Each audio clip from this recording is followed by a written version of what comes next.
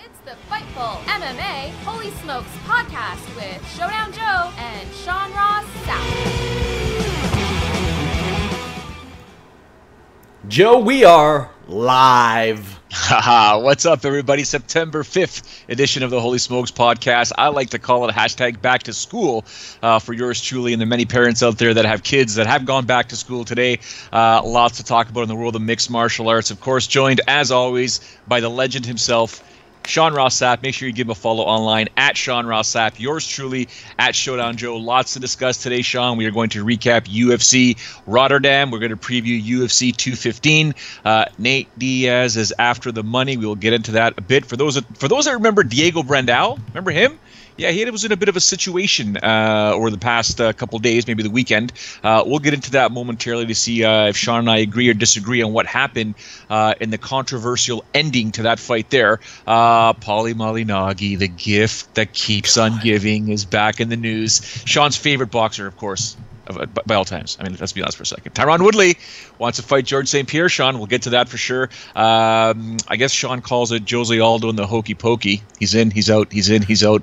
We'll get into that. And of course, Elias Theodorou will appear. I don't know if we're going to play the whole interview I had with Elias, but let me tell you, he dropped some serious nuggets and some serious opinion. But we'll get to that in a little bit. Sean, how are you, sir? I can confirm we'll be playing the Elias interview from the USADA Talk On, and then we will release the full interview this week on Fightful.com. Hot diggity damn. I'm great. My birthday was last week. My wife's birthday was last week. Our anniversary was Sunday, one of those days. I don't know. Our engagement anniversary was last week. People were getting really tired of posting on my Facebook wall by the end of the week. Well, congratulations to you and the missus. Happy belated birthdays, happy belated anniversaries, engagement anniversaries. That's fantastic. One day you'll be in my position where you'll have to take your child and drop them off at school. Nah, I won't be. Why? Because that sounds horrible. No, hey, listen. No, knock on wood. Hopefully one day you guys will have a little saps running around. Not happening. No. I'm fightful for life. Well, true. I'm Fightful for life as well, but got to mix in that family stuff in there as well. For those parents out there, up in these parts, Sean, I'm not sure if you know, but there's all the parents are running around singing, "It's the most wonderful time of the year." See ya. Out here, school started like a month ago. Okay. Which is horrible in my opinion. When I was a child, school started like at the end of August, right before my birthday, like August 23rd, 24th. I guess where you are, it's starting this week in September, but now they start like the first, second week of August. And we don't really get a lot of snow here anymore. We used to get a ton of snow. Last year, we barely had any touch the ground. So, like, what's going to happen? Are these kids going to be out of school locally in like April? That's strange because over here, it's always been the Tuesday right after Labor Day. Right after the holiday, we just know it's automatic in our DNA here in Canada for the most part that you know that Labor Day weekend comes around, it is officially the end, quote unquote, of summer because on Tuesday the kids go to school. Yeah, but I would imagine Canada's a little more well equipped to deal with like snow and things like that. Do you all have a lot of cancellations there? Yeah, we do, but not as often. And you know what? Last year I think we may have had one cancellation, but in my area. We got pelted with snow a few times, but it's just when the buses go down, the schools are still open because a lot of parents have to work, right? So the schools are technically open. If you can get your kid to the school, they'll watch the child. So, well, we got plenty to talk about besides snow and school, Joe. Yes, we do. Lots to discuss here, guys. Don't forget. Upper right hand of your screen if you're on the YouTube channel right now. Live chat. I see some conversations going on right there. Please join in the conversation. Make sure you give us a like. Get over there and use our forums, guys. The Fightful.com forums. Go use them. Yes, all kinds of different topics. Some insanity over there. I scrolled on past some of them this past week, and I was like, whew. Some of you guys are nuts out there. But good conversations, good stuff there. The UFC Rotterdam went down this weekend. Some good fights in the main card, some good fights in the preliminary card. We can go up and down the card here, but before we do that, I just want to give an A+ to Leon Edwards. Because Leon Edwards' ground game and his transitions and each chess move that he made, Sean, I was in awe. I was like, this kid on the ground is looking fantastic because every move wasn't just subtle. It was just, okay, I'm going to do this. You're going to give me two options. You're going to give me A, I'm going right to B. Now you're going to give me A or B, and now I'm going to A. And his transitions were amazing, considering he fought Brian Barberena, who's a fantastic fighter. And that one went to the decision, which I was impressed about. But, man, he looked really, really good. If you can get outstruck, like, ×2 and still look as good as Leon Edwards does, that really says something about your skills. He's won 4 in a row now. I'm looking for big things out of him. I think he's ready for a step up in competition. You know he's a guy that's not going to gas out. You know he's a welterweight that's not going to get tired because he's been there. He's been there over and over and over again. But the thing with him is you also know what he's capable of elsewhere. You know that he can knock a guy out in 8 seconds like he did to Seth Baczynski. Yep. He's a guy to watch, in my opinion. His only loss is to your boy, Kamaru Usman, since, 2015. So he's looking real good these days. Yeah, were you overly impressed with the card? Or somewhat impressed? No? Not really, and there were some cool finishes, but some of the finishes were, underwhelming, like Marion Renault's. That fight wasn't great, and even the finish, I was like, yeah, if you were to get a finish in this fight, that's exactly how you'd do it. I didn't mind the fight, actually. I didn't mind it. There were times where it was like, come on. But, I like the excitement. I like the fact that I think we knew Marion Renault was going to go into that fight with a striker's mindset because she did train for Jermaine Durandamy. And Bernardo did what she could, but by that second round, the gas tank was failing her. Yeah, you could tell she took this fight on extremely short notice, and that's to be expected. Good for Marion Renault winning this one at age 40. She's now unbeaten in her last 3 fights. She had that draw against Bethe Correia. And at 40, she also has shown in 2 of her last 3 fights that even when that round clock says round 3, 3 minutes in, 4 minutes in, almost 5 minutes in, she's not going to quit going for the finish. She finished that fight at on the Northern Ireland card, the Belfast card last year, with a couple minutes left. She finished this one with 6 seconds left. I can respect that. I think that is an admirable attribute to carry into MMA. Yeah, I think everyone on the chat kind of saying, yeah, it was a sleeper card. Not many big names, good fights, pretty good fights, and like you said, some pretty good finishes. I was impressed with in the co-main event. Sayer Bayarduzada taking out Rob Wilkinson. His striking precision looks pretty good considering a guy that's only fought twice or 3 times in the past 4 or 5 years. This was a no-lose situation for the UFC. They put Wilkinson in there with Bahadurzada because it was Wilkinson's first fight. And, anytime Bahadurzada fights, it might as well be his first UFC fight because it's been so long since his last one. He hadn't fought since Brandon Thatch, and that was just last year. But, when I say last year, it was a year and a half ago. Brandon Thatch feels like he hasn't fought in the UFC for 3 years.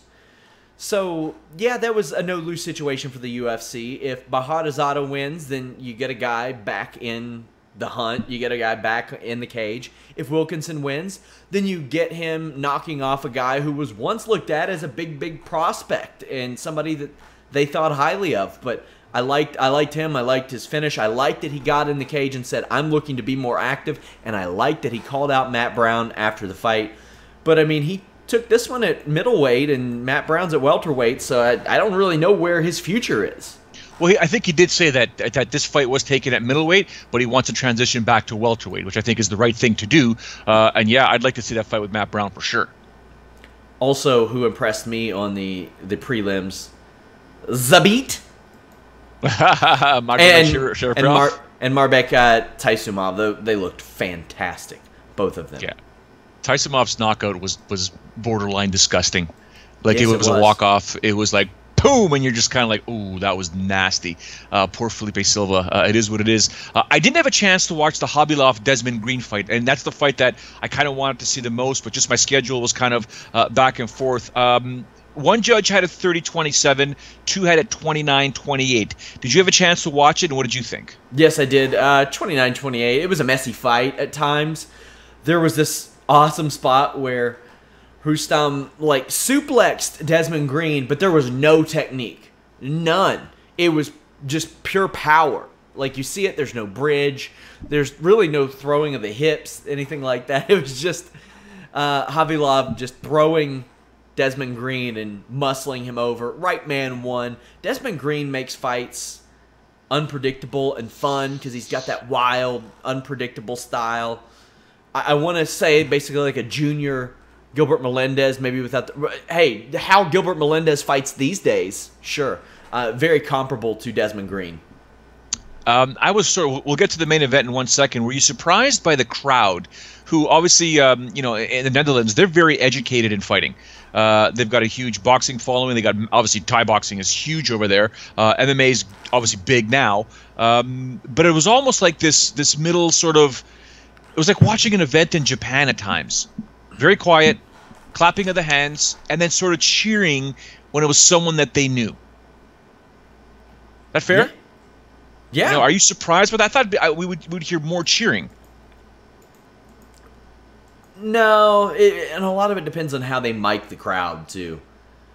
Like, and I don't know how they mic the crowd for this fight, this show, but with this level, I mean, if they're educated, they know that this wasn't the greatest of cards too. True, so, but you got to have an emotional investment. Yeah. True. And I think that emotional investment came in Stefan Struve, who once again proved that, inconsistency is his consistency. You just never really know what's going to happen in a Stefan Struve fight. You think I thought he was looking fantastic compared to, the very first time I saw him compete in the UFC compared to where he is right now with his striking. I thought he was looking crisper. He had better movement. Head movement is never going to be one of his things. And he eventually became a stationary target for Volkov, who began landing that jab and then was coming in with the right and then was able to finish him off in the third round. I mean, Stefan looked good. Volkov was able to take the bit of punishment and then switch gears and then go in for the finish. It's funny because early on you saw Struve trying to employ a lot of the things that people bag on him for. The head movement and maybe having some crisper boxing, maybe using his range, but then he fell back into his old tendencies. Also, Playboy, you gotta keep your hands closed. Stop poking people. He should have had a point deducted. At that point, yeah. 3 times he did it. The only reason he didn't get a point deducted the last time was because Volkov did it to him too. That's it. But I don't care that both of them did it at the same time. If I'm the ref, I say... Okay, Volkov, keep your hands closed. Struve, this is your 3rd time I'm taking a point. To me, if you do it twice, that's a point. Yeah, I mean, it depends on intent as well. But after the first warning, the second time it's a point. It's got to be a point. Does intent matter when the rule is to not do that? The rule is to not do that at all. Yeah. It's to have your... And you got Dan Hardy on commentary saying they really need to redesign the glove. They really need... How often do you see these in Bellator, Joe? True. Bellator did redesign the glove, and you don't see it nearly as often. Mm-hmm. Yeah, no, you're bang on, but there will always be in a situation, especially, I know it sounds weird to most fans, as you move up in the card with the talent level and the stages and the layers of talent continue to improve, the referee is going to give a bit more leniency and will look at more at intent than they will, for example, at a prelim fight where it's like, dude, you can't put your hands up there. Intent meaning if you're moving forward with your finger, that's a problem. But if you're defending back and it just so happens when you're doing the flick of the wrist and the guy's head is there, the intent wasn't there to poke the person in the eye. If the finger lands in the eye, listen, guy, you gotta figure it out. You gotta do something better. There is an opportunity to redesign the gloves, and I was dealing with a party actually here in Canada. I don't know what the latest was, but we were redesigning the glove. It's a guy in the insurance world, blah, blah, blah, and it's something that's great. It's akin to the old Shudo glove, but with a bit more of a modification. So the ability is there to redesign the glove, to still make it favorable for strikers and still be good enough for the grapplers to use. But at this point here, with the gloves there, with the fingers open, yeah, and with the new rule, you're right. You got to be careful. You just got to be careful. Struve unfortunately did that, and I do agree. A point should have been taken away. But the bottom line is Volkov comes out victorious. I don't know if he's that much of a threat right now at heavyweight, but the division doesn't have much depth. You never know what can happen with this guy. Yeah. 3 wins in a row, is it? I believe in the UFC. In the UFC, okay. He's 3-0. Overall, he's 5-0, including a win over Attila Vey. Remember him? Yeah. But I thought there was what has. To me, the question is, what is Bellator doing with their Russians? What are they doing with these guys? Because it's not just the Russians; it's the heavyweights. It's just so much, right? For Scott Coker to have come in and to allow so much of this, basically, to steal a line from Luke Thomas, promotional malpractice to occur, I think is weird. Of course, Volkov lost a couple of fights in Bellator in 2015, but come on, man. Like, they were quick to let Emmanuel Newton go. They were quick to let Attila Vey go. I don't know what you're paying them, but it's probably, based on what you're paying other people, it's probably worth it to keep them around and say, former champion, former champion, former champion of our brand. And this is from a company that has had trouble holding on to guys that are champions. Now, what I hope is that this in the UFC opens up their eyes and says, okay, maybe some of these Russian guys, maybe some of these European guys are worth taking a look at. Like Blagoy Ivanov. Blagoy Ivanov. How they miss on that guy? He's got to be making an insane amount out of PFL or World Series of Fighting if UFC didn't get a hold of him, because he's 15-1 with 1 no contest, just clipping guys that were in the UFC a year ago, like Sean Jordan. I mean, he dominated LeVar Johnson when LeVar Johnson was like a year out of the UFC. The only guy that's beaten Ivanov is Volkov. So there are guys like that. There's Minikov. There are a lot. Basically, anybody who fights and their last name ends with an OV, give them a look, UFC. Give them a look. Frodo would be a name that I would like to see maybe given a look at by Bellator or the UFC. That's another one that whenever I think of Volkov, it just sets off this domino reaction in my head. I'm like, how did Bellator screw this up so bad? And why didn't the UFC capitalize on it? Especially considering that is a market they could just jump into. Maybe. There's a lot of shady stuff with MMA over there. A lot of shady stuff, as Kareem Zidane reports on all the time. Great stuff from him, but maybe that's why they don't. There's something going on, obviously, in Russia, good and bad, with some of the events. I mean, you take a look at what happened with Diego Brandao this weekend at EFN Fight Nights Global 73 in Russia. In looking at the event itself, I applauded when I started watching the video, because I was like, damn, these dudes get some major attendance out there. This is a big show. We may never have heard of it here, not unless you're super hardcore in MMA here. You don't really know about EFN, but damn, they get some big-time people showing up to their events. The problem is there's some craziness that happened in that Diego Brandao fight. The fight went down to the ground. Diego was holding on to his opponent, not really looking for a submission, not really looking for much to set up, but more or less holding it. And the referee was kind of in there, like, trying to figure out, guys, you're going to keep fighting. You're not going to keep fighting. You got to advance your position. You got to do something, or I'm going to break you up. And then his opponent, Akhmed Aliyev, headbutts him in the chest. Headbutts him, and the ref says, whoa, whoa, whoa, whoa, whoa. Which I think should be legal, by the way. Okay, another topic. We'll get into that in a second. Maybe. Well, maybe. Knowing we know about concussions today, maybe not. But if this were 6 years ago, I'd say, sure, make it legal. So he does that, and then Diego was just kind of like, Diego lets go. He's like, what the heck? And the referee steps in there to basically say, whoa, whoa, whoa, you can't do that, you can't do that. But as Diego opens up his arms, and as the referee's saying that, Aliyev doesn't care. He just starts wailing away at Brandao, and then the ref's like, whoa, whoa, what are you doing, dude? No, stop, stop, stop. He eventually stops. Diego opens up his guard and kicks Aliyev right in the throat, up-kicks him right in the throat. And the referee's like, whoa, guys, come on. Diego gets up, says, washes his hands, steps away. I'm out of here. Tries to open the cage door. They wouldn't open the cage door for him. He hops the cage. Mayhem ensues. People are throwing things towards him into the cage and stuff like that. He eventually makes his way back into the cage. He raises Aliyev's arm, but at that point there, the referee's like, dude, you can't do that. He even asked Diego to stay. It's like, dude, please don't leave. Please continue fighting. So controversy ensues, and people are kind of 50-50 on this, saying, you know what, good for Diego Brandao for doing that. Other side is like, no, what are you doing? The referee was trying to control the situation. Why would you leave? I think that leaving was the best possible thing that was going to happen in that scenario. I don't think it was going to get any better. Brandao may have tried to bite him. Like there are a lot of different.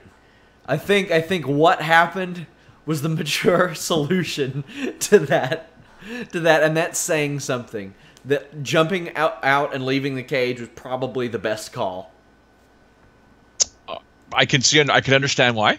Right, I just it's in this day and age, and again, I'm not saying it's Russia. It's not Russia at all. It's the scenario that I'm looking at. But man, when these crazy things happen in MMA, I just wish they wouldn't. Like guys, come on, ref, you got to take a bit more control, be a bit more aggressive. You are the rule keeper in that fight, and the fighters have to understand. Listen, you got to respect the referee's decision or instruction, so this kind of mayhem doesn't take place. Because there's certain areas, even in the States and even in Canada, where situations can get volatile real quick. You can go to a Canadian grassroots MMA show, and if the local fighter is getting, or the local fighter potentially is getting a screw job from someone, believe me, the fans are going to react. I'm sure the same thing will happen in the States. It'll happen anywhere in the world. You just got to be careful. You got to follow the rules, keep it clean, keep it MMA related, and this stuff won't happen. Unfortunately, with EFN, it happened. Definitely. You got to maintain some integrity, and I don't know what would have happened had he not left. I mean, still, what happened when he did leave was bad, but what would have happened if he didn't leave? I don't know if that would have... I mean, if a man tries to bite you, you can't headbutt somebody in the chest. Like, what else was going to go down? They still had quite a bit of that fight to go. I mean, it only happened in the second round. Yeah. So there was a lot of time for things to go completely awry, and yeah. And as I'm looking at that show, here's one for you, Joe. All but 2 fights on that show featured a fighter whose name ended in OV. Jeez. I'm not kidding you. Yeah, is the OV nine of 11 fights? Magomedov, or Ulanbekov, Bogatinov, Kazanov, Ismadenov. I gotcha. I guess it could be like the Smith version. Hey, man, you know what? Silva. If I'm playing Russian Jeopardy, I'm taking a V every time. Or not terrible. Jeopardy, Wheel of Fortune. There we go. Yep. Anyways, I did like the show. I'd love to go out there and call one of those shows, but yeah, it's a bit of mayhem. I'd like for you not to, because dealing with the what is it? The Yakuza is one thing, Joe, but you might not make it back if you go to Russia and your color commentator talks about... Never mind. No, I'm fine. I've been in countries all over the world where I guess organized crime is prevalent or quietly prevalent, if that even makes sense. And I've been fine. I know when in Rome, do as the Romans. What kind do you deal with in Miami? Like... Oh, there's all kinds in Miami. Yeah. There's all kinds in Miami. I mean, we can get into cartel discussions. We can get into a lot of different things in Miami. I listen. I'm of Italian descent. Y'all can make your own assertions right there. I've been to the Middle East where things can get pretty crazy out there. I've been to Miami. I've obviously been to Vegas. I mean, you can just imagine what happens in Vegas. I've been to Chi-Town. I've been in cities where you have no idea the power of organized crime, whether they could small cities, big cities, so just mind your own business. That's my theory. Don't rock the boat. Just go in there, do your job.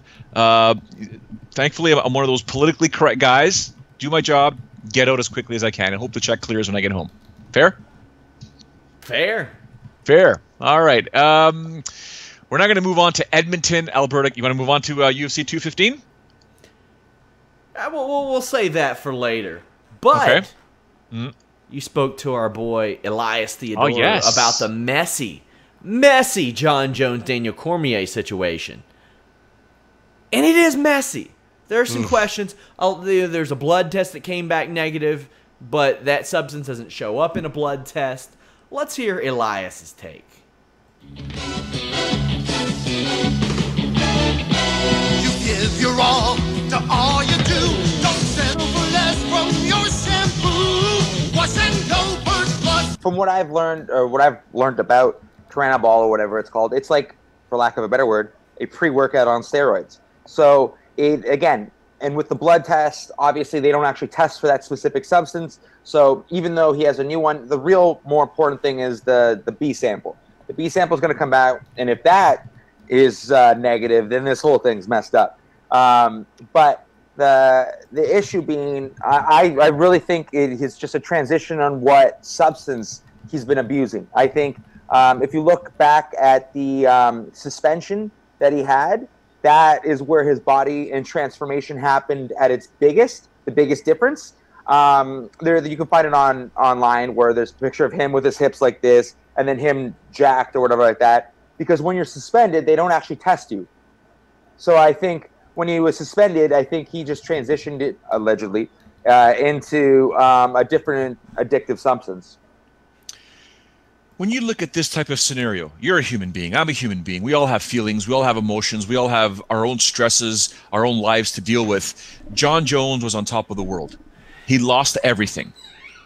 Got a chance to come back on top of the world, and said he suffered so much during that absence that he then realized, quote unquote, what it was like to be on top and how to lose all these massive sponsorships and major money and blah, blah, blah, that he would never do it again. He was sorry. He was this, he was that, and blah, blah. And then, like you said, the news comes out and it's like, oh my goodness, now, I mean, how do you look yourself in the mirror, your family, your kids, your parents, your relatives? I know he's got 2 brothers in the NFL that are super rich. So, I mean, Sean Ross Sapp said, no way, Joe, he's going to be fine. And I'm like, dude, I don't know how fine you can be when you failed this again and potentially failed this again. I mean, I legit feel bad for the guy because I don't see the story ending very well.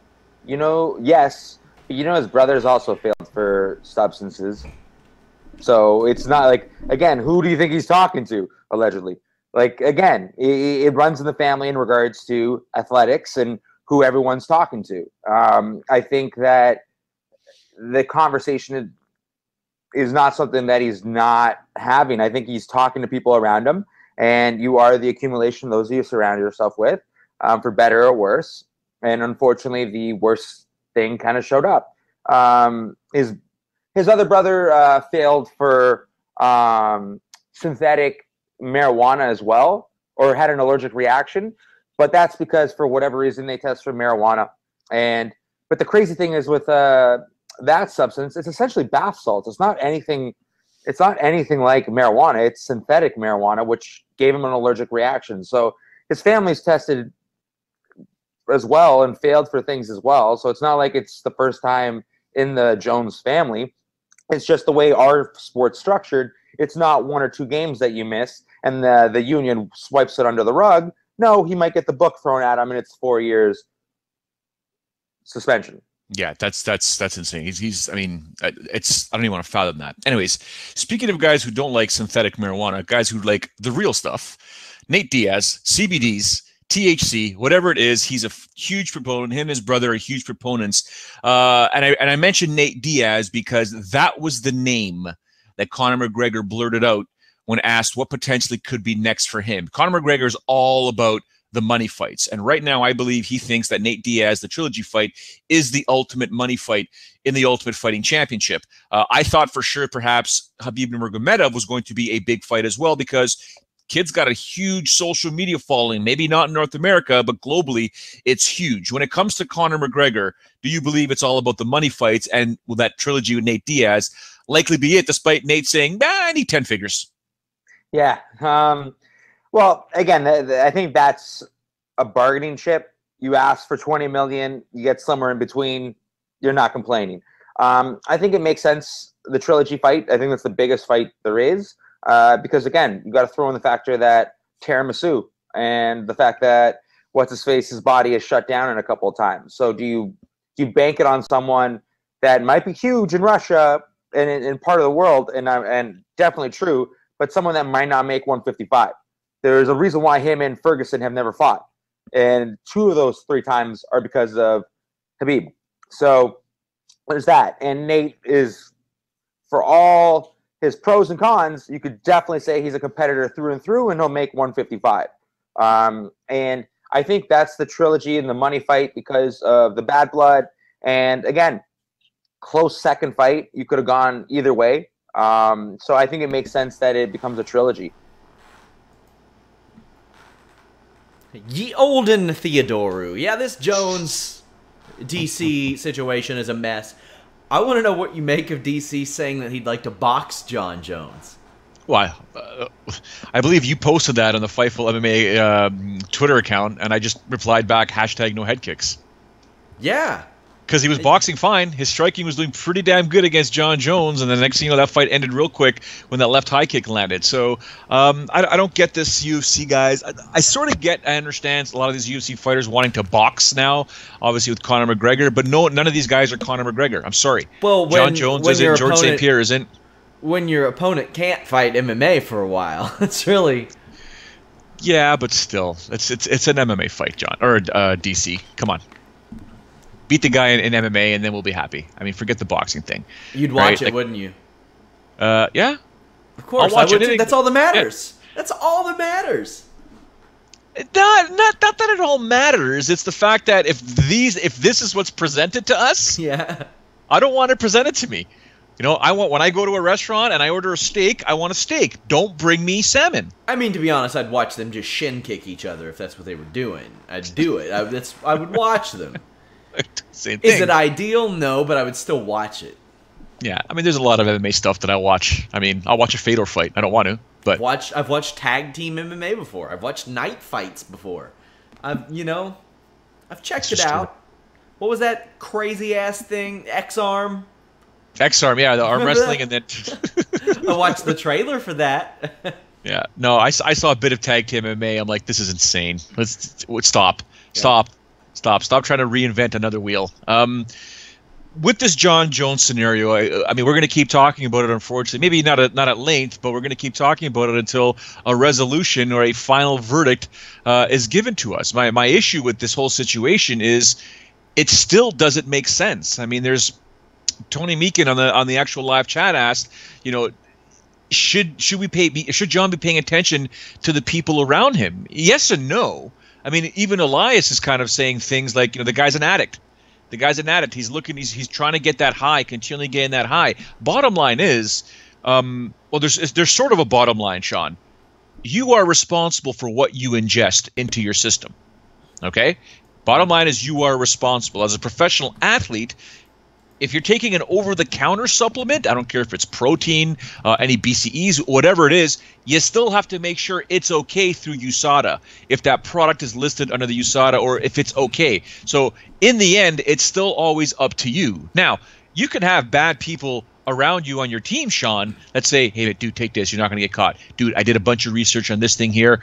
Take it. They're not going to catch it. If you take it, it's not the guy or girl who recommended it to you. It's you. Is that fair? Yes.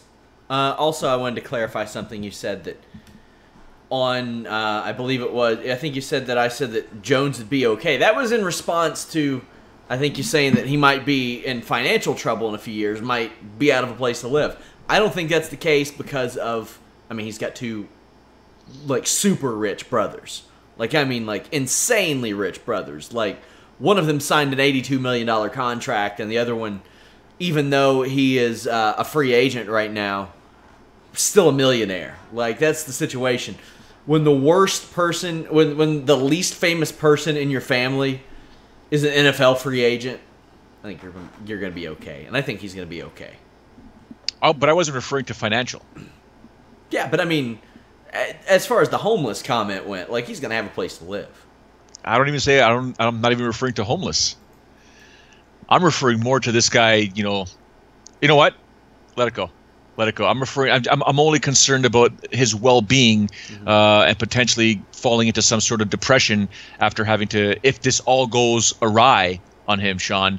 And again, he's got to face his girl and his kids, his daughters and his family. And yeah, I cheated again. And now we've lost everything again. Yeah, that too. Also, things can get ugly there. Wouldn't be surprised to see his brother getting into MMA. He's 31, but as a heavyweight, wouldn't be surprised to see his brother getting MMA, Arthur, because he's always shown that interest. He said that he's trained with John before. Will it be high level? No, probably not. But no. If he gets down to a good 275 from that 320 pounds, which cannot be easy to maintain, by the way, 320 pounds. I could see him doing a thing or two. And hey, 31 years old ain't that old for MMA.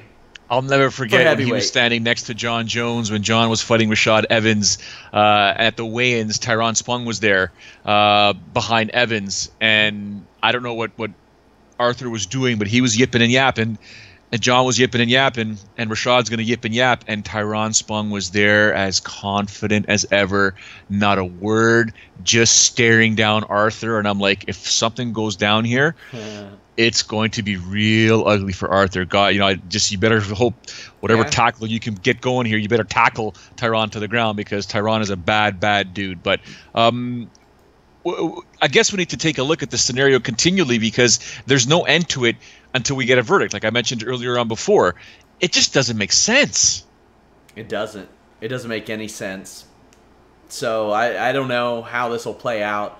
I would not be shocked to see the tainted supplement situation come again. And the thing is, the shame of it is, like, what if it was?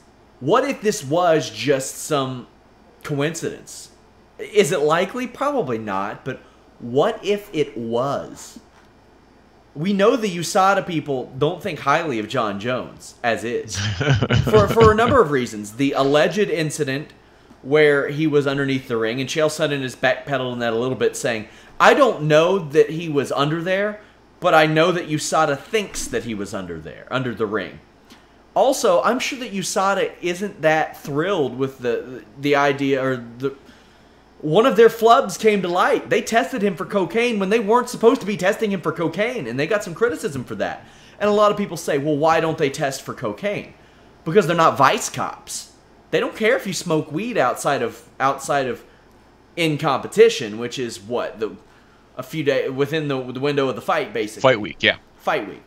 And they shouldn't. They shouldn't give a damn if you do marijuana or anything like that. But they got kind of popped a little bit. That's why he didn't really face any major punishment for that, because that's not their job. They're not there to police what you do outside of camp as far as that goes. But they're trying to keep you off of PEDs and trying to keep your heart from exploding at 45 years old too. So I'm sure they don't think highly of him, and I'm sure they'll make it tough on him. But we'll see how it goes, man. It's an interesting one. Well, all signs are pointing to tainted supplement. I mean, that's the first thing that a friend of mine, he's a police officer here, knows all kinds. He's also one of those nutritional guys, and obviously knows a lot about performance-enhancing drugs and understands what the body does and stuff like that. And he's like, the only thing I can think of here, man, is a tainted supplement. I think that's what John's going to go with. And then you get Elias coming out and saying, this guy's he's got an addictive personality. He's an addict. He needs that high. He needs this. He needs that. And I've heard crazy stories about John Jones, even when he was here in Toronto. I've got my own personal opinion of John growing up in the world in the spotlight of MMA. So nothing would really surprise me with John, other than the fact that I will feel bad for him, though, if it is a tainted supplement, but I won't on one end. It's just a weird-ass scenario. Here's the difference, Joe. The last time when it was a tainted supplement, it was technically out of competition, even. Mm-hmm. This time, he had to disclose every supplement that he was taking. I believe last time it got to him before he could even disclose what supplements he was actually taking on paperwork. This time, he already had to do that. Now, we have seen situations where Chris Cyborg didn't disclose anything, and all of a sudden, poof, they ain't doing that for John Jones. Bet you they don't do that for John Jones, which is interesting, because he's never actually failed a drug test and been proven as a cheat, whereas a Cyborg was. That is the biggest difference in this that I see, is the disclosure of supplements that he had to be taking. Let me throw this your way. Kieran George posted something on the live chat, and it was responded by Vinny Fernando. Kieran George says, Jones is still #1 pound for pound on my list. I don't discredit everything he's done. And then Vinny basically said, for me, once you get popped, you should be disqualified from all GOAT conversations. Hey, I mean, that's one of the reasons why I kind of pulled back on the Anderson Silva stuff. that situation, a little questionable. You know, he was coming off of a pretty disgusting leg break, so, you know, maybe. But that's a tough one, man. That's a very tough one. It is, because you look at an athlete and realize the skill set that he or she may have, but then you look at the fact that if been popped for something performance enhancing, it immediately taints it no matter what. Because you look at it, it's like, well, this guy didn't do it naturally, or girl didn't do it naturally. You know, he needed or she needed that enhancement during training, aka Vitor Belfort, to be who they are. Right? So it is a conversation worth having, because in my opinion, Jon Jones could be the greatest. I mean, I think Joe Rogan said he's the biggest screw-up F-up of all time. Yeah, and one of the things that the Chael Sonnen's come out and said, yeah, I'm pretty sure he was juiced then, because I know that I was, and he still pushed me around. But I mean, the thing with Chael Sonnen, I have a hard time determining what is entertainment and what is real with him, and that's really coming. I think that's haunting some of his analysis these days, because he said something like, yeah, Jon Jones can't keep the needle out of his butt. This was an oral steroid. Yeah. The supplement that he failed for last year, oral. So you got to wonder with that. Chael's chill, though. Chael doesn't care what he says. He's going to say it no matter what. He's going to try and get as much clickbait in his headlines as he can possibly get. So he does it. Yep. I don't fault him for doing what he has to do. I mean, let's be honest for a second. In doing what he did, it paved the way, because he learned that kind of stuff, obviously, from superstar Billy Graham and some of the crazy stuff that happened in the old days of professional wrestling. Tito Ortiz used to do stuff like that. Frank Trigg used to do stuff like that. Conor McGregor perfected stuff like that. You just say things, man. Get the headlines. Get what you need to do. So Chael, I think, in my opinion, has not only mastered that, but like you said, there is a fine line to the point where many people aren't going to believe you, those that are in the know. And then there's that other side of the line where fans will eat it up because they don't know all the headlines. And the subject himself, Jon Jones, is facing that as well. 3 drug test failures, even though neither of the 2 that have been really solved were PED cheat situations. But still, that happened. Then you got him wrecking a car, running away. Then you got him, before that, wrecking a car with a bunch of women in the car, drunk. Like, it's happened time and time again, so when you screw up this much, people don't want to give you the benefit of the doubt. That's the thing, and that's what it's boiled down to with Jon, right? You've done it so much. When you sent me that WhatsApp message that Jon Jones again or screwed up again, my initial reaction was, part of me was just disappointment, and part of me was like, what did we expect, man? What did we expect? Right? Yeah, so I got to ask you, what do you think of the new Reebok fight kits? I didn't even look at them. I got the email, and I've had this disdain since they first came out. I didn't mind them, but then the more I look at it, and since they've come out, and since we've seen the UFC, all the fighters compete with these kits, it took away so much of the individuality of the fighters, in my opinion. You know, I just, you know, honestly, I haven't even looked yet, but they're not bad. I don't know. Yeah, I just kind of like the fighters to be their own peeps. You know, that's why I kind of enjoy watching other MMA events, whether it's Bellator or whatever, because the fighters can still be themselves. They can do. I know Reebok has a lot of different styles, different types of shorts. You can go Muay Thai, you can go wrestling, you can go, you know, the tight ones, the old school Frank Shamrock GSP ones, whatever. But I just miss the individuality of the fighters. Excuse me. Yes. And some of the new shirts look good. The shorts are a little bit different. Myself and Nikita Krylov fan were talking, and he's like, man, they just need to open up one sponsor slot. Just open up one sponsor slot.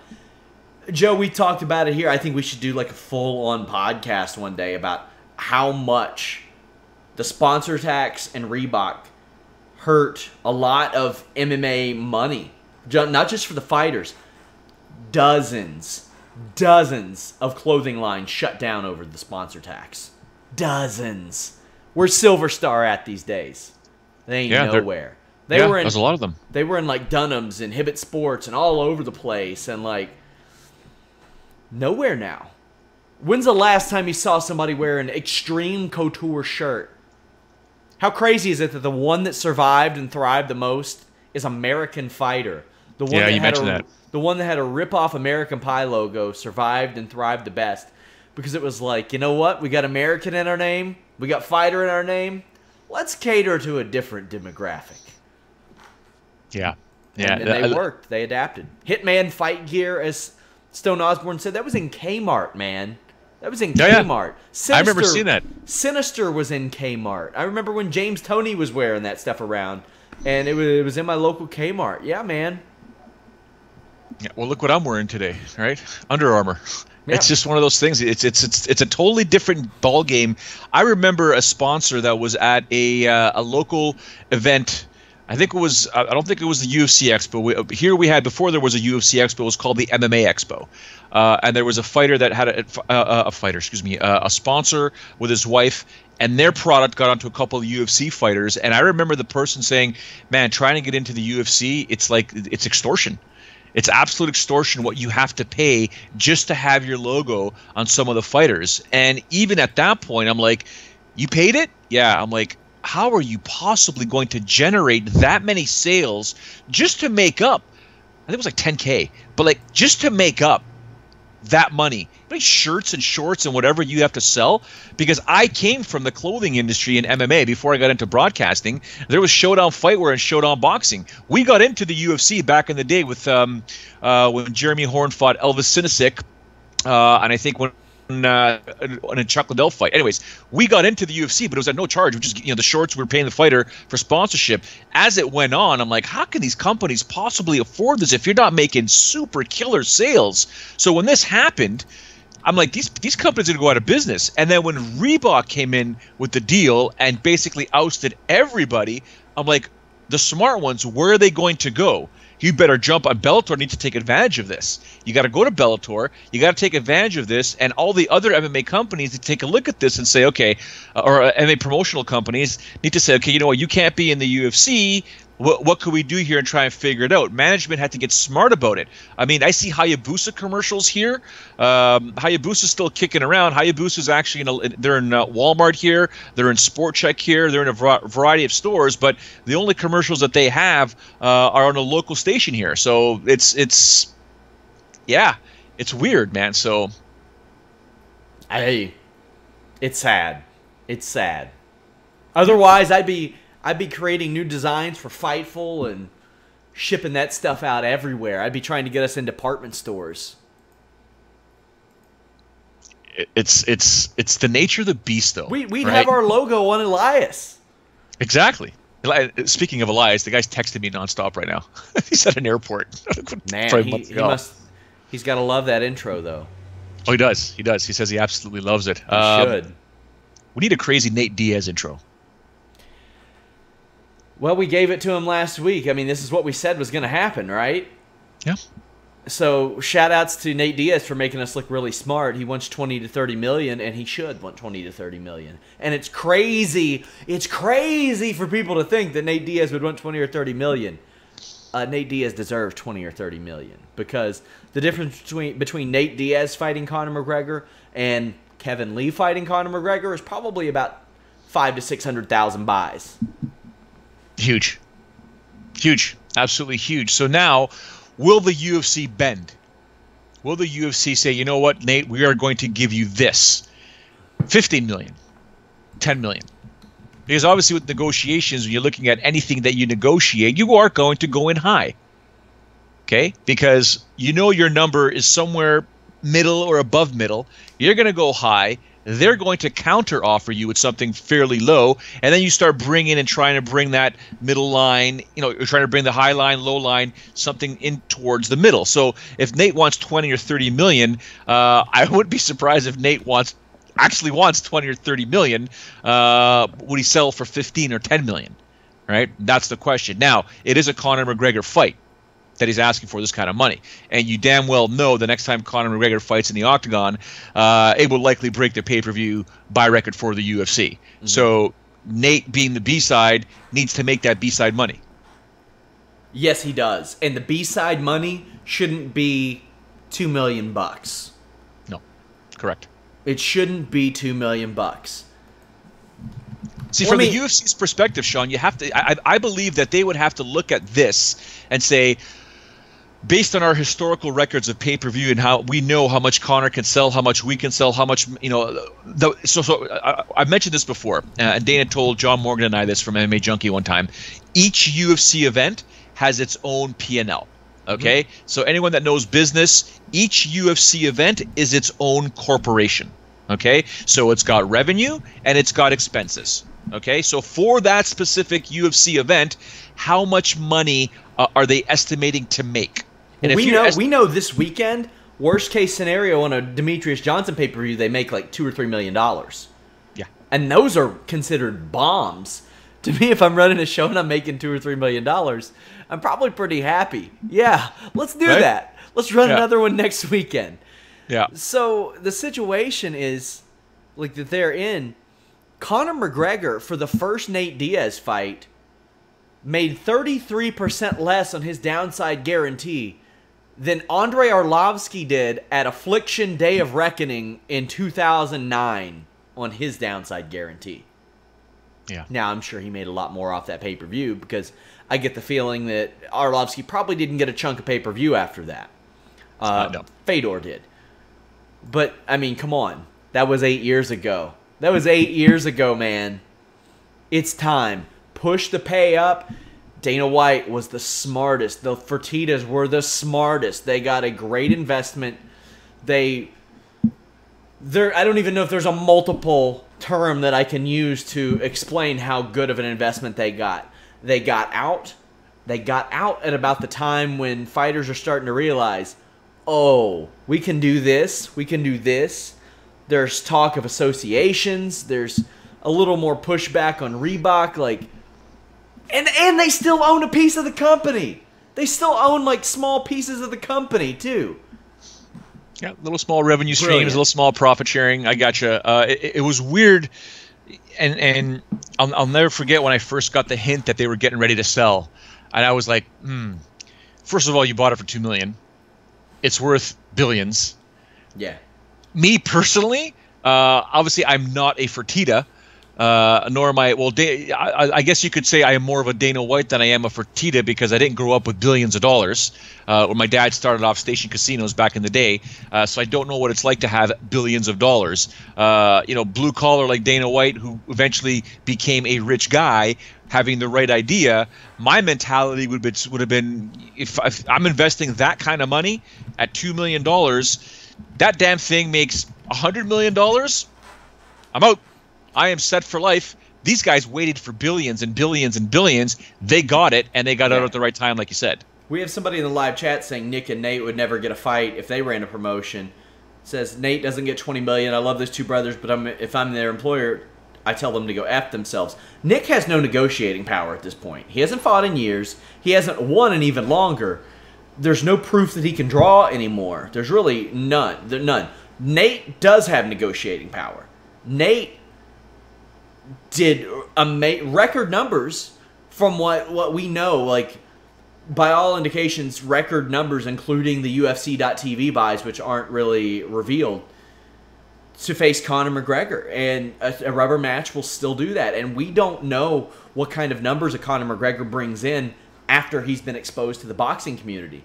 Because I don't think his performance against Floyd Mayweather is going to cause fewer buys.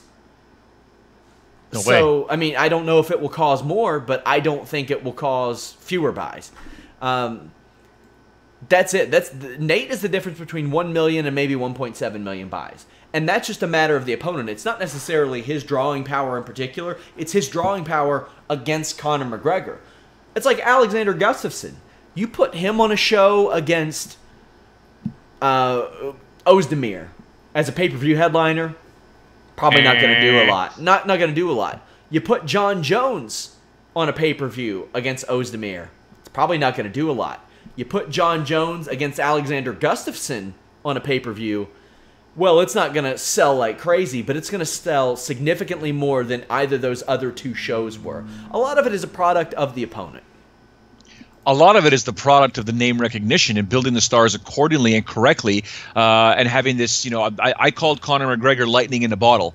He's the perfect storm. He was the guy that was able to pull it all together on so many different facets. And I don't think it's overly difficult for a lot of the UFC fighters to sort of follow in that. A lot of them just don't know how. They choose not to. I know Elias is trying very, very hard. I don't know why he hasn't caught on yet from a Canadian perspective. George St. Pierre still has that aura about him. He still has that love. He still has that intrigue. But part of it is that, I know why a lot of the Canadian fighters don't have the love that George St. Pierre has in terms of what's going on here in the UFC or in Canada. But there are ways you can do it. You just have to have you don't have to really reinvent the wheel. It's not about just being a shit disturber on social media. There's a lot more to it. Media is powerful, very powerful, and you can do it on a regular basis. Some of them just don't choose to do it. Right? So it is what it is. But it goes back to your description of Alexander John Jones being a main event that would sell. Those are names that people know. Volkan Oezdemir is a badass fighter. Nobody knows who he is, really, other than us guys here in the MMA bubble. So back to Nate Diaz and Conor McGregor. We've seen them fight not once. We've seen them fight twice. We will watch them a third time if they put that fight together. And there's major intrigue just because, A, it's a trilogy fight, but B, it's Conor McGregor. Yep. The A-side. We want to see him fight. People want to see him fight. And not just you and I and everyone in the live chat, everyone watching right now, everyone tuning in later on iTunes and Stitcher and whatnot and Fightful Pods. People outside of our bubble want to see Conor McGregor. If you mentioned Conor McGregor is fighting on Saturday night, people are like, oh, really? Against who? Who's this Nate Diaz guy? And people will know who Nate Diaz is by the time that fight takes place. Yep. Because Conor will bring that flavor. And I want to see you guys in our live discussion for UFC 215. I want to see you all on our live discussions for a lot of things. Head over to Fightful.com, click on our stories, comment on our stories, generate conversation. I want to see more of that. We're looking to interact with you guys more on the forums and the stories themselves. I'm not looking to interact with Paulie Malignaggi ever. Why? You hate him. I don't mind the guy. He's just a bit of a cuckoo, but I like him. No, I don't hate him. He's just corny, man. He's just... Did you bring your balls, Connor? Connor, did you bring your balls? Connor, hey, Connor. Did you bring your balls? Connor, did you bring your balls? Hope you brought your balls, that's Connor. Awesome. That's really all I wanted to get out there. He's trying. He's saying he would fight McGregor for free. No, he wouldn't. No, you wouldn't. No, he wouldn't. No, he no. wouldn't. I'll watch it for free, but you ain't fighting him for free. Yeah, that ain't happening. We know better. Paulie, I can give you $20 million to fight Conor McGregor, or I could take you up on your offer for doing it for free. What will it be? Mm-hmm. Well, I think he'd probably get 10. He could get 10 out of that. He's going to get more. I think he can. I don't know, man. Because, Conor was only guaranteed 30 for that. And this fight ain't going to be anything near what Mayweather-McGregor was. Nothing will be. So, but man, it's crazy that Paulie Malignaggi could get more money than Miguel Cotto at this stage for a fight with Conor McGregor. It's a little sad. Hey guys, by the way, speaking of boxing, Carlos Toro, if he doesn't get blown away by the hurricane, Fightful Boxing newsletter. It has rankings, it has results, it has analysis, has exclusive stories, retrospectives, all kinds of stuff. Head over there, check that out every week at Fightful.com. That is something very special that Carlos puts together. I'm going to start divvying up those stories again. I haven't been able to. Lately, it's been slammed over at Fightful.com. But, we got MMA, pro wrestling, and boxing. Do you think Jose Aldo is going to box? Because I don't. Am I allowed to say that Carlos Toro is the shiznit? He is. He rules, man. That dude is just something else, man. Guys, amazing. And Jose Aldo... You're not going to box. And now he wants to fight at UFC 217. What? Duhua? I know, Sean, I've told you 46,000 times the guy operates on a different frequency. A lot of them do. But by stop. them, do you mean Brazilians? Because that seems to be a recurring theme. Well, no. I could say this. Jose does. Renan Barão does. Chris Cyborg does. But so do the Diaz brothers. Vitor Belfort does. Yeah, the Diaz brothers. But you know what I mean. There's this... And really, there should be more freedom, but a lot of them have this weird, like, have some weird demands that they make. Dude, Rory McDonald operates on a completely different frequency. His frequency isn't like a, hey, I'm going to leave MMA and box, or I'm going to leave MMA and play soccer, or hey, I won't fight any other Canadians, or you hold your own press conference, and every time somebody asks you a question, you make it about Jesus. I know you've been on those with Vitor before, because I sure as hell have. I don't know how to pronounce his name. Comite, out of touch. That's the perfect summation of that. Out of touch is what some of these people are. Some. Some. Likamite, some, some, not all. Some, yes. Because I've had one-on-one dealings with many of them, and I don't mean just with a microphone, me asking questions, placing said microphone in face, looking for a reply. I mean cameras off, phones off, just literally shooting the breeze, and I just like, ooh, I gotta go. We are not talking about the same thing here. I'm trying to, Rory McDonald's one. The Diaz, actually, you know what? I had amazing conversations with the Diaz brothers. 2 of my best interviews ever. 3 of my best interviews ever were Nick and Nate. They're not as cuckoo as people think they are. They're actually, they got their shiznit together. They just go off the rails every so often. Right? That's what they do. They're the Diaz brothers. But I've had conversations with Jose through a translator, and it seems everything is cool. And then I see what's happening in some of the headlines and some of the stories, and I'm like, what? Vanderlei? What? Like, you and I rode a bus from the airport in Japan all the way to the hotel where Ryzen was taking place, and it was just like we were catching up and talking about our sons and kids in general and what to do with this and what to do that, and then soccer and blah blah and MMA and what happened with the UFC, and everything is cool, and then just what just happened here? Craziness. So like I said, some of these guys just, they don't operate on a frequency that most of us here would think is almost rational or makes sense. They're out there. And Jose Aldo, I mean, when I looked at the you and I prepping for the show, and I saw you put Jose Aldo hokey pokey, I'm like, I know exactly what Sean's saying here. It's crazy. It's not always Brazilian. Sometimes it's Tyron Woodley. Now, not to defend the guy, but I understand what he's trying to get to, Sean. He should want that fight with GSP. He should want that fight with GSP. He's come out and publicly stated it ain't about the #1 contender anymore. It ain't about the champion and who the champion is defending against anymore. This is a business. It's about the money fight. I'm sorry, ladies and gentlemen. It has always been about the money fight. Since day one. Before the UFC in 1993, it's about the spectacle. It's about the intrigue. It's about the money fight. It's what is going to garner the most eyebrows or eyeballs. Okay, it's not about rankings. I know we want it to be. We want to be traditionalists, and it's about number 5 fighting number 4, eventually getting their title shot at #1 contender. I get that. I understand that. That's how it should be. But it's not how it works. It's about intrigue. It's about the money fight. And now Tyron Woodley's figured it out. He wants that GSP fight. And tell you what, good for him. I just don't see him getting it. I don't see him getting it either. And he might be 36 years old before the next time we see him. His shoulder's wrecked. His shoulder's wrecked. You look at the landscape. He's looking at this and he's saying, "Oh man, there aren't money fights. There aren't." Carlos Condit, what's he doing? I don't know. Masvidal versus Thompson. Well, you can't give Thompson that fight again. Nope. Lawler, if he can't, what's he gonna do? You gonna give him the fight? He got knocked out in the first round. If Donald Cerrone could put together 2 wins in a row in this division, maybe he gets that fight. I think that if Donald Cerrone would have beaten Robbie Lawler and then won one fight after that, I think they would have been thrilled to book Woodley versus Cerrone. That's really. If you look up and down that top 15 division, that's Tyron Woodley's best money fight is Donald Cerrone. And with all due respect to Donald Cerrone, that ain't saying a lot. Like, Rafael dos Anjos, we know, was on deck for UFC 214 if somebody fell out.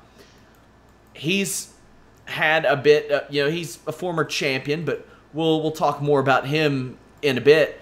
There isn't a lot at welterweight. That's why I'm like, hey, Habib, if you can't make that weight, Playboy, jump on up. Just jump on up and try to do something there. Now, you may be at a size disadvantage there, but to me, Khabib is out of the Conor conversation until he can prove he can make weight, because we don't know that he can safely. So if I'm a Nate Diaz, I'm a Khabib, and I can't get that fight at 155, I'm jumping up to 170 and saying, nobody wants to do this? I'll do it. Give me that money. I need to give you a warning very quickly. I just heard the garage door open downstairs, which means my wife is home with my son, likely from school, and I left my door open. So if you see a 6.5-year-old, or you hear a 6.5-year-old voice come in, or just photobomb us here, my apologies to everybody. So just mute your mic and I'll carry it. We got UFC 215 to talk about now. Yeah. Live podcast right after the show, guys. Yeah, for sure. I'm looking forward to that. In terms of UFC 215, a bunch of different storylines here. Okay, I'm obviously looking forward to it. You and I will discuss it, as well as the people in the MMA bubble, about the pay-per-view buys, because it is Demetrius Johnson headlining the show. And reality speaking, the best fighter, or the perfect fighter in mixed martial arts that no one outside of our bubble has ever heard of. It's got a co-main event that is absolutely fantastic. We're crossing our fingers that it actually takes place. And there's some serious fights on here. There's a former champion headlining or kicking off the main card. A former champion from another from Strikeforce. But I'm actually liking this card. I am too. It's a good card. It's a shame we lost JDS and Ngannou. Yeah, huge. But you look up and down this card, you got Mighty Mouse, Borg. Mighty Mouse can reach history. Nunev Shevchenko, there's a lot of question marks that we'll address. Magny, Dos Anjos, that is an interesting fight. Latifi Pedro? Whatever, man.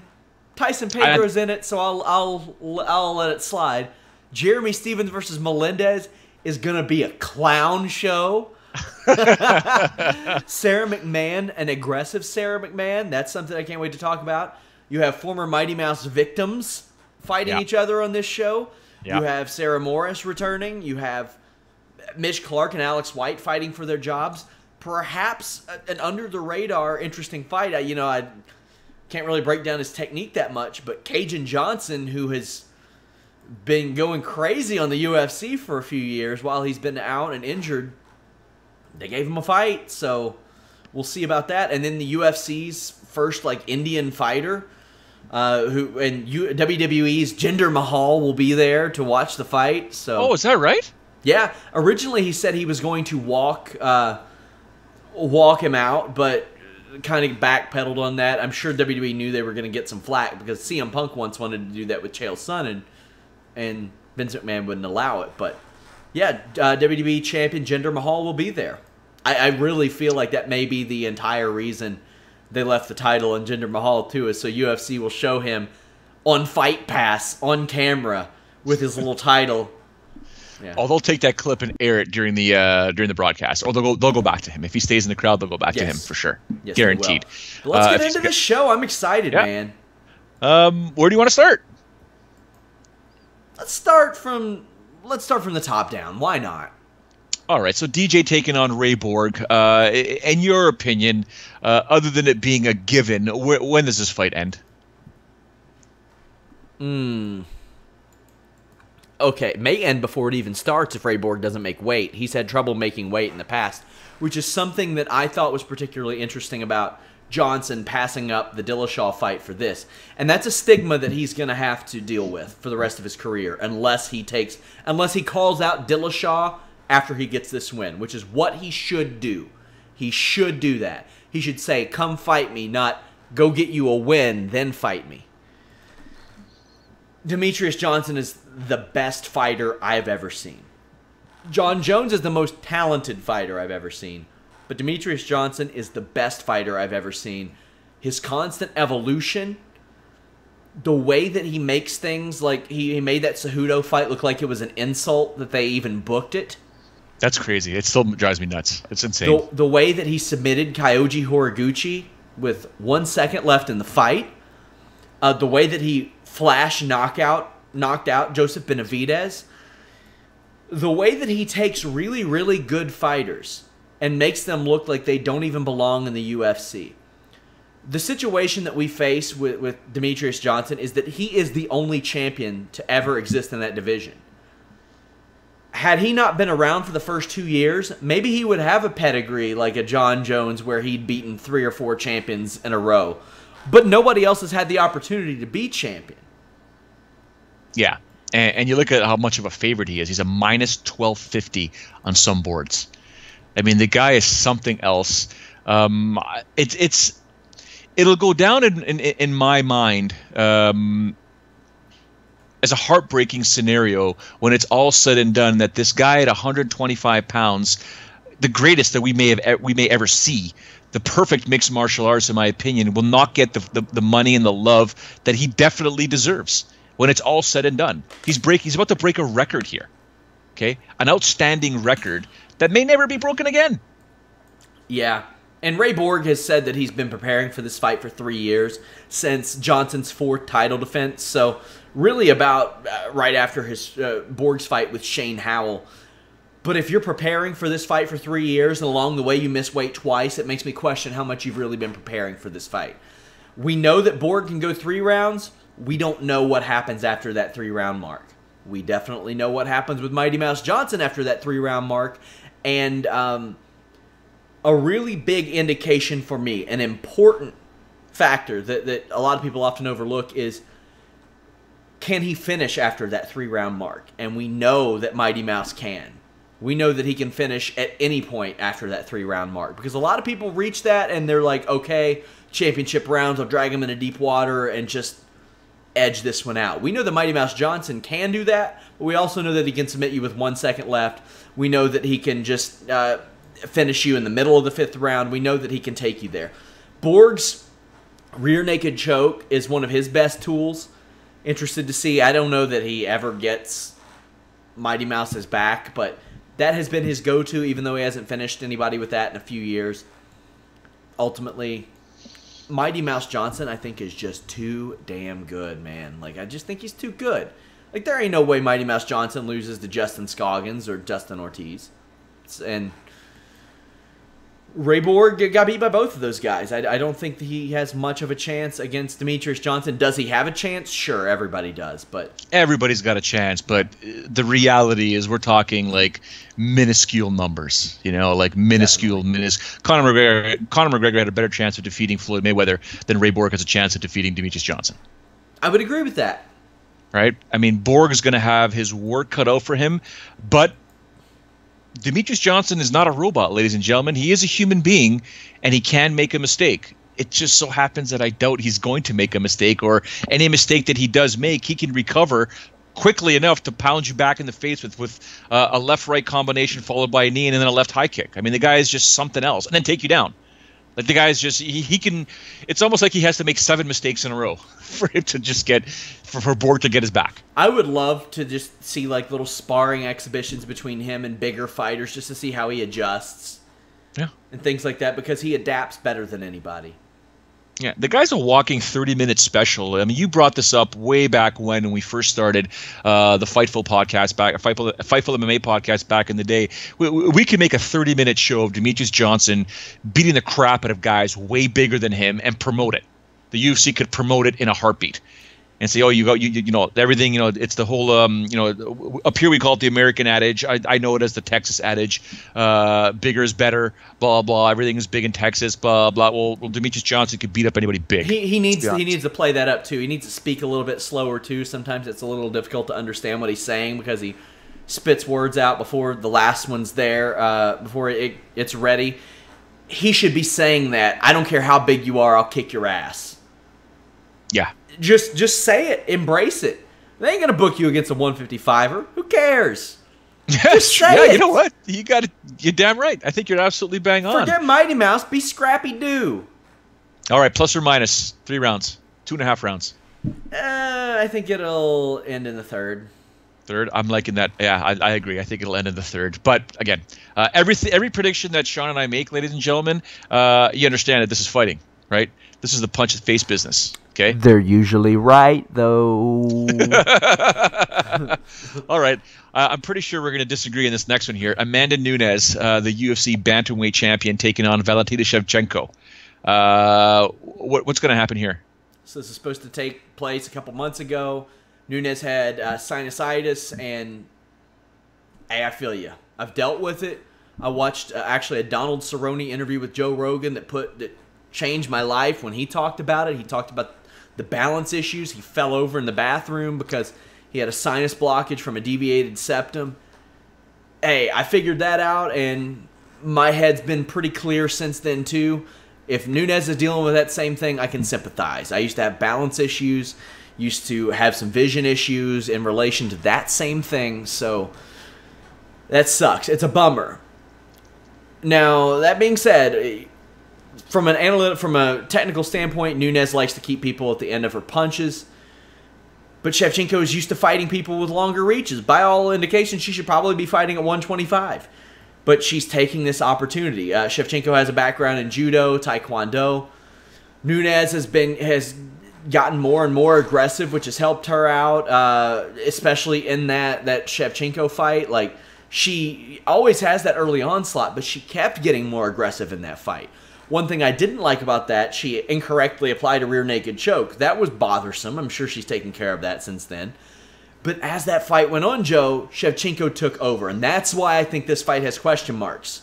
It's a 5-round fight. Initially, when this fight was booked, I was like, man, that's a bummer. There's not a lot of other people there, but it's a bummer. But then I remembered it's 5 rounds. And I remembered how well Shevchenko works well in the clinch. And Nunes training for Rousey makes me think that Shevchenko may have trouble getting into the clinch, because you know that Nunes prepared to stay out of the clinch at length with Ronda Rousey. One of the things that I think benefits Nunes, she hardly ever picks up her back foot, even when she gets full extension on her punches. I can't speak highly enough to how important that is in a striking battle, especially when it comes to your power. Keeping that back foot planted, at least the ball of your foot, being able to do that.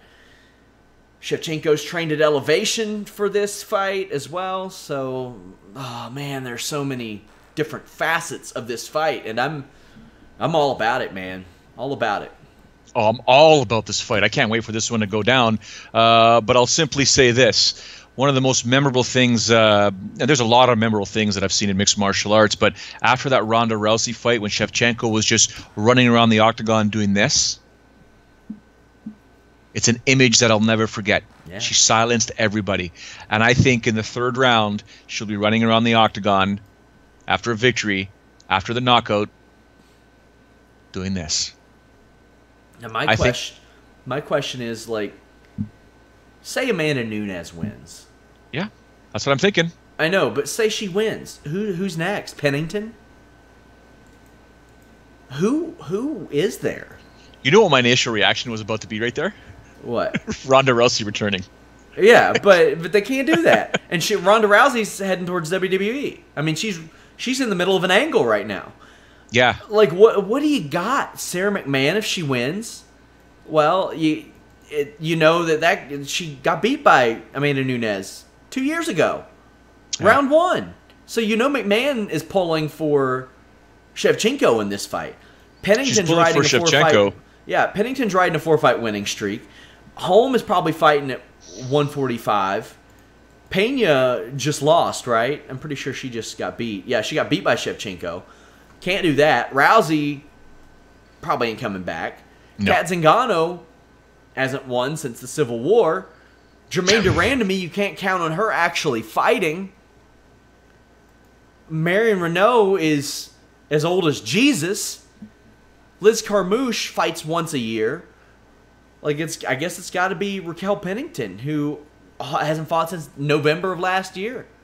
I think the whole situation here is if Amanda Nunes does emerge victorious, got to pay attention to that, whatever Chris Cyborg does, and forget this Chris Cyborg won't fight a Brazilian angle.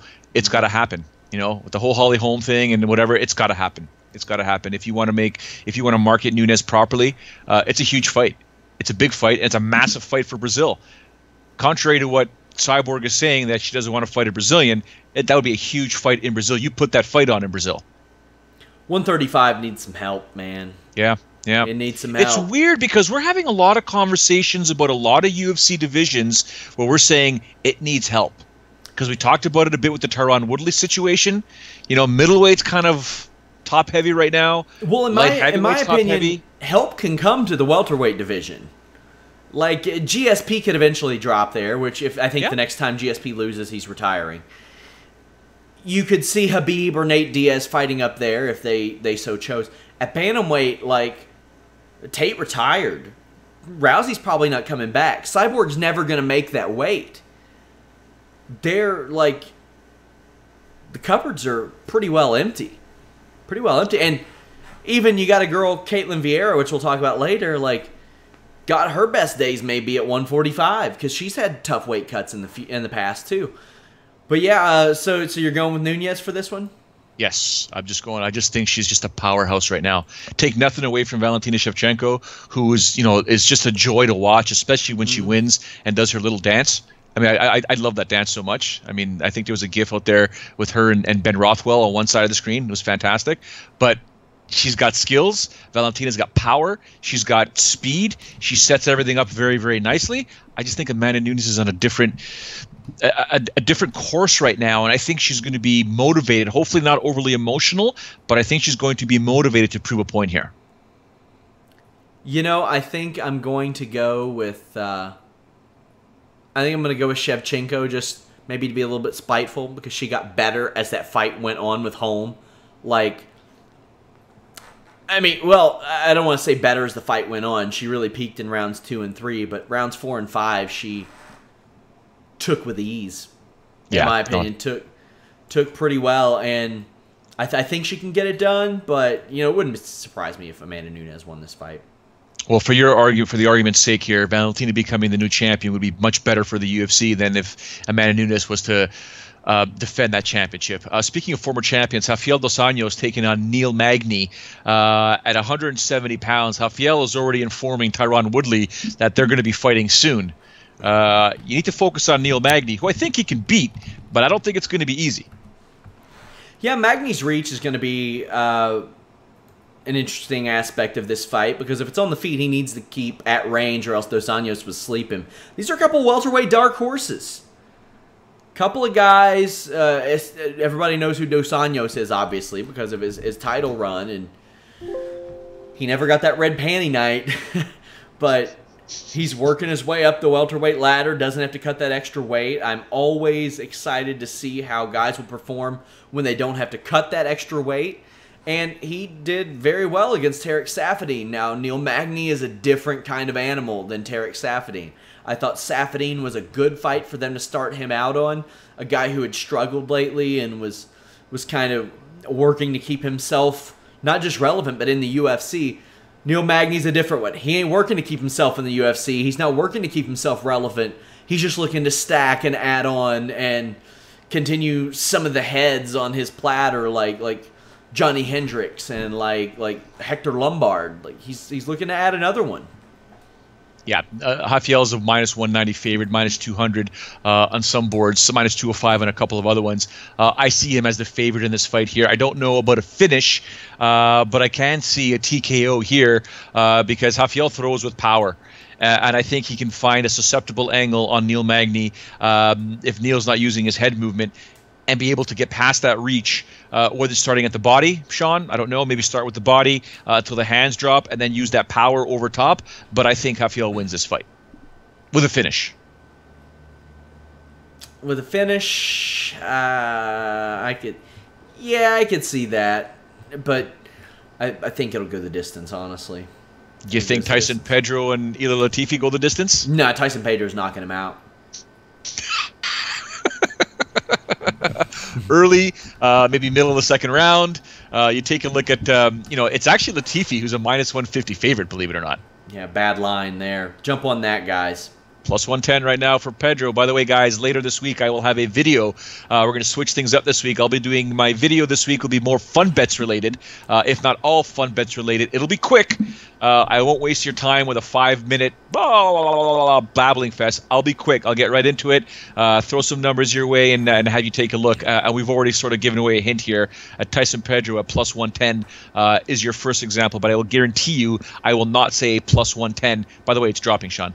I will not say to go straight up with Tyson Pedro. There's your hint right there. Tune into the video later this week, likely on Friday, for my fun bet on Tyson Pedro. Sean gave it away, damn it. Sarah McMahon, minus 275 to a plus 215. Caitlin Vieira. Sarah McMahon, I think, will not only get this fight down to the ground, which is what she does, but I'm very impressed lately with her submission attempts and her submission game. Yeah, that head and arm choke is a bread and butter for her now, and I love that. I love that, especially coming from a wrestler. She's experienced a career resurgence. She's gotten a lot more aggressive. At 36, I think she knows this is the time to make a run. And like I said, you know she'll be pulling for Valentina. Vieira can go the distance, has some ground skills. But one thing I think is particularly interesting is Vieira's entire MMA career has happened since McMahon's loss to Rousey. Yeah. So that's some new blood. This fight was set for UFC 214, got moved here. So that's a big chunk of that women's bantamweight division that has been delayed over the past couple of months, including the Nunes-Shevchenko fight. Like I mentioned, Vieira has had some weight-cutting problems in the past. Not really missed weight, but had trouble making weight. She wins this fight, maybe one more. That's a girl you could throw at Cyborg and say, here's you an opponent. Here you go. That's what I've been saying. I've been saying that for a long time. I think it'd be a fantastic situation. I did not mean to skip over the opening bout of the broadcast with Gilbert Melendez and Jeremy Stephens. Two most overrated fighters in the UFC rankings, probably. But it is a pick'em fight. Yeah, it sure is. As I would pick anyone else to watch fight over these two guys. I'm sure it'll be a good fight. It's just, I don't know. I wouldn't pick anybody else to watch over these two guys fight. I'm sure it'll be a good fight. It's just, Jeremy Stephens is not a top 15 featherweight, much less a number 8 featherweight. Gilbert Melendez is not a top 14 lightweight or a top 20 lightweight. He's probably not a top 25 lightweight at this point. Post-USADA, what have we seen out of Melendez? Nothing. Fair enough. Over the last 5 years, what have we seen out of Melendez? Yeah, most people don't realize that, though. Because of his name, they think that it's Gilbert Melendez. You're expecting, quote-unquote, a scrappy fight. No pun intended, obviously, with the group that he's with, the Scrap Pack. But you expect so much more. You live, sometimes as guys like Gilbert Melendez, you live off this vintage opinion that you have of fighters like that. So, but Jeremy Stephens, though, the problem with Jeremy Stephens, I mean, after that fight with Frankie Edgar, he takes on Renato Moicano. You expect him to go through Moicano, and he loses a split decision. I mean, you had 5 rounds with Frankie Edgar, of which some people thought, that Frankie could have lost that fight. Jeremy did pretty damn good in that fight, and then he goes and he loses to Renato Moicano by a split decision, and you get guys like Sean Ross Sapp that you scratch your head thinking, man, I want to watch these two guys fight. I can understand why. Yeah, this is a good fight to book, I think. I mean, all jokes aside, a couple of guys who haven't had any luck. One of them's got to win, right? One of them's got to win, and it will extend at least one of their relevance. Yeah. The snail pace to get back to Demetrius Johnson between Henry Cejudo and Wilson Heist takes place on Saturday. I don't see any of these guys getting a title shot anytime soon. Henry Cejudo, maybe, but I mean, I look at this fight here. I think it's going to be a fun fight, to be honest with you, because these are two guys that don't go away.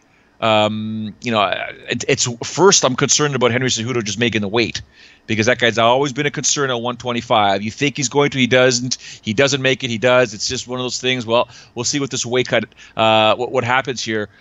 Hayes will always find a way to be in your face, and if this fight goes down to the ground, he's not going to care. Sure, let's go to the ground. I'm impressed with Cejudo striking. But can he out-punch and outbox Wilson Hayes, who is kind of lazy with that left hand? But yes, you tell me. Otherwise, Wilson Hayes has a pretty decently well-rounded game, but Cejudo's improved boxing is what I'm looking for out of this. A lot of flyweight fights come down to who has the faster jab, who has the quicker jab. And I'm sure that's Cejudo. I'm sure it's Cejudo. But I can imagine Cejudo landing a takedown and working from there. You know, it's funny, before we talked about this, I was like, wow, how close is Cejudo to a title shot? And I realized he hasn't won since Mighty Mouse. But I thought he should have won his last fight. I thought his performance against Benavidez was pretty good. It's going to be a while, but if he comes out and has really, really good-looking boxing like he did against Benavidez, I will be far more open to it than I was after Mighty Mouse embarrassed him. Yep, totally awesome. And by the way, UFC loves to match up Mighty Mouse victims. Right? Yep. Yeah, and he's a minus 340 favorite, Cejudo is. So that's a big spread in that line, in my opinion. Yeah. Plus 280 for Wilson Heiss. I think it's a fair, well, not fair line. I would move it closer to 200 maybe. Yes. But yeah, I got Cejudo winning that fight. Yeah. Sarah Moras, not Moras. Moras. She told me flat out to my face, live on camera. It's probably on the old website. Sarah Moras taking on Ashley Evans-Smith, women's bantamweight bout. In this fight here, Sean, I envision, to be honest with you, even though Evans-Smith is a minus 240 favorite, I think rightfully so. So I think she wins this fight. I don't see this being a very fast-paced fight. I think it's going to be slow, methodical, and likely go the distance. What say you? Yeah, I'm just glad to see Sarah back in the cage. It's been a long, long time. It's been over 2 years. Yeah.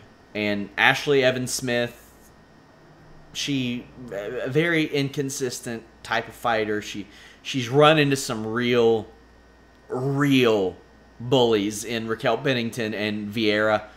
But you know, sometimes she surprises. Like when she beat Marion Renault, she showed she belongs in that division. And that's, you know, that was for a girl who had 4 fights. 4 fights, man. When you've had 3 fights and you're fighting Raquel Pennington, that's man. And she's 30 years old, so she's another one of these indicators of like how long will women's MMA fighters be able to go, and how, like, at what point does the decline start? We still don't really know, because we see people like Renault going and doing it, and there are exceptions to every rule, but you know, there are some people, when they hit like that 30 mark, that 31 mark, they start to go downhill. But I don't know. It's hard for me when somebody's had a layoff this long, like Moras has. It's hard for me to say, because I don't know what type of skills they've worked on, what they've sharpened, what they've lost. So it's too tough for me. Yeah.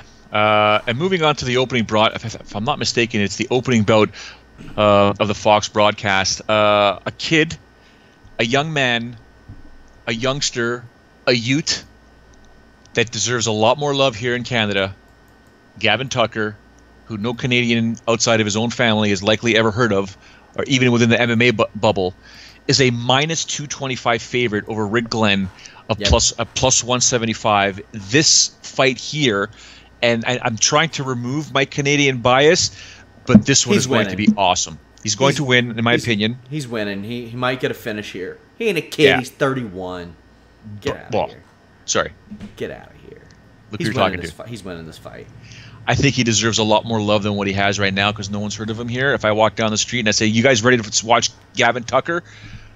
I couldn't finish a sentence with them saying Gavin, like, is that a country star? Singer? Concert happening? No, Gavin Tucker? To be fair, if you walk through Jeremy Stevens' own house and said, "You ready to watch Jeremy Stevens fight?" somebody in his own house would say, "Who the fuck is that guy?" So, don't feel bad, Gavin Tucker. Listen, I want the best for Gavin. Same for Rick, but don't get me wrong. Gavin Tucker, in my opinion, will win this fight. I think we're going to see a finish here. Won't be surprised if Glenn can pull something off here. You mentioned on the UFC Fight Pass prelims, Mitch Clark taking on Alex White.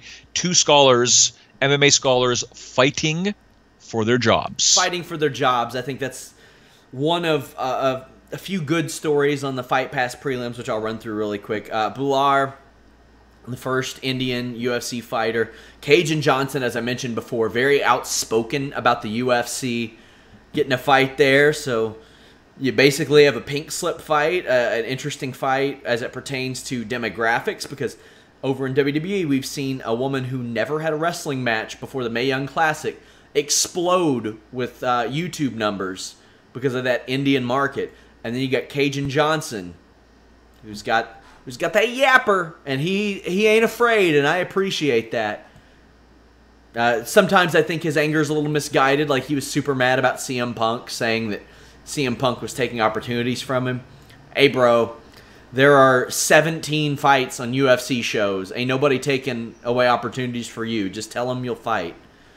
But yeah, that's it. UFC 215. We've got a post show right after. Live coverage that night. I want you all to come and talk with me about UFC 215 on Fightful.com, on the forums and our live discussion. Go read our news stories, guys. Click on those. Comment on those. Discuss things with me. That's all we want in this world. Fightfulpods.com and Fightful.com. Absolutely, yeah. Make sure, I'm always asking for people to give me their thoughts on their fun bets, just to see if I missed something or what they see. So yeah, we'll do that again this Friday with the video. Lots of stuff to discuss. I'm going to have it up tomorrow or submit something to Sean to review. I'm not sure if it'll get up tomorrow because Sean is determining where should we put this Showdown Joe idiot today. So it all depends, and I'm sure I always have something to say, but by the time I get to writing that article, Sean, either a message from you or Jimmy Van or someone stupid does something in MMA which changes my angle. So I don't know what I'm going to write about until tomorrow morning when this thing here is filled up. And I'll determine exactly what I'm going to write about. But yeah, I'll have 1 or 2 articles this week. Of course, the video, and then please join us after UFC 215 to discuss a variety of things post the event. I'm looking forward to that because I like this card. I think it's going to be fantastic. I would agree. Fightful.com, you guys. That's where I am. That's where I live. I do pretty much live there. Like, I can't. Next week we're going to Orlando, weather permitting, for our year-late honeymoon.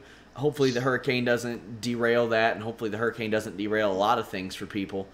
But as I told Jimmy, I am thrilled to not travel after that until a hopeful next trip to Toronto, because this year, and I don't travel a lot, but this year it's been Cincinnati and Lexington and Indianapolis and San Antonio and Tennessee and West Virginia and Toronto and Orlando, all over the place. Toronto's the only place I want to go. Thank you. We love you. Yes. Guys, until next time, we're out.